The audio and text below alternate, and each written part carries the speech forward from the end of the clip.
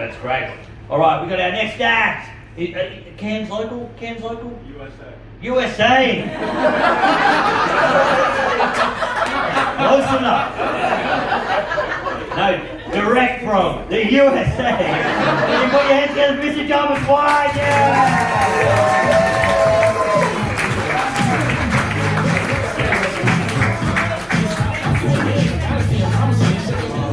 Hey, hello everybody. How are you doing tonight? Fantastic. You probably already said, my name is Jarvis White.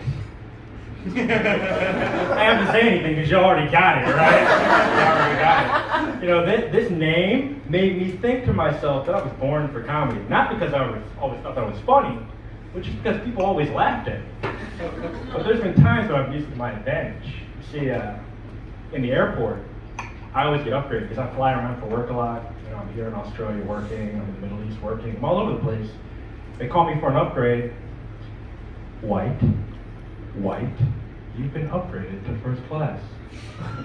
I'm always standing in the back with my bags just waiting for it. They call my name. Oh, I'm White. I'm White. That's me. I'm White. Yeah, that's me. I love doing that because everybody turns around one time because there's like an obnoxious guy just screaming and yelling, and then they turn around again like, wait, what? I'm walking through like, yeah, it's a privilege to be white. Yeah. Finally, being white is paying off. Right. But you know what was not good to be would be a black vampire. Can you imagine that? A black vampire? The only mutant ability black people really have is the ability to not get sunburned. Black vampire goes outside and just gets dusted, right? They just lose that melanin, doesn't matter, right? The second thing is there's not a lot of really cool black vampires to get nicknames from. You know, non-black side, you got like Dracula, you got Nosferatu, you got Edward. We get Blackula. Just Black Dracula, right? And you know, vampires have to be racist. And I say that because I'm a product of slavery. You know, I got over the U.S., okay? No vampire was backing me up. I didn't see any vampires marching with Dr. King, okay? None of them, all right? That was just me out there. I want to hang out with those guys. I do not at all. But I don't like making assumptions. I'm a very nuanced person. You know, people ask me a lot of crazy questions. I was actually in a bar in Chicago, and somebody walked up to me and he said, hey man, anybody ever tell you look just like Blade? I looked at him, I'm like, no, I do not look like Wesley Snipes. I look like I evaded my taxes or something? I don't get it. Then he immediately says, are you gay? I'm like, oh, you're hitting on me. Happens a lot. Honestly, it happens a lot. I go to the club, I go to a bar, people say like, hey, you look like a random black person that I know from TV. How are you doing? It doesn't work. Don't do that.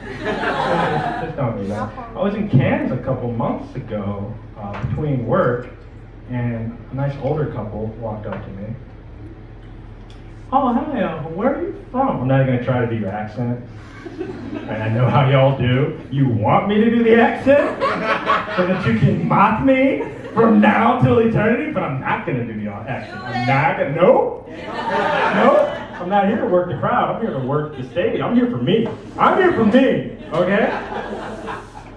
They asked me, like, where are you from? I'm like, I'm from the USA. And I'm like, oh, you're here to play sports. No, I actually work for your law enforcement. I work for your law enforcement. And I'm like, oh, okay, all right. They gave me you're one of the good ones look. Like, oh, no. I work for maritime law enforcement, okay? I'm here for the dolphins. Who doesn't like dolphins, right? But I find that, like, I try to be optimistic about everything, right? I try to be optimistic. I lived in Afghanistan for a very long time doing a lot of different things, and I found that the best thing to do is you put that good stuff out into the world. It can change your whole perspective. I had a coworker once tell me, you know, like, growing up, summer vacation was the best as a kid. those 3 weeks seemed to last forever. I turned to him and said, yo man, summer's 3 months.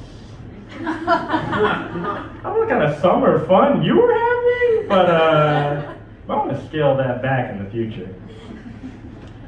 I guess I appreciate you all in letting me be here. Thank you, Laughing Heart Comedy. Thank you, bartenders, for all the things you've done. And I just want to say one last thing before I go. One last thing. There's a lot of really rough things going on in the world. I've talked about some of my experiences here, there, and everywhere. And I figured the best way to make change is to change policy. Changing policy is the only way you're going to make real change. So I want to run for office, stateside. Okay? I want to make a world that's better for everyone. That's my plan.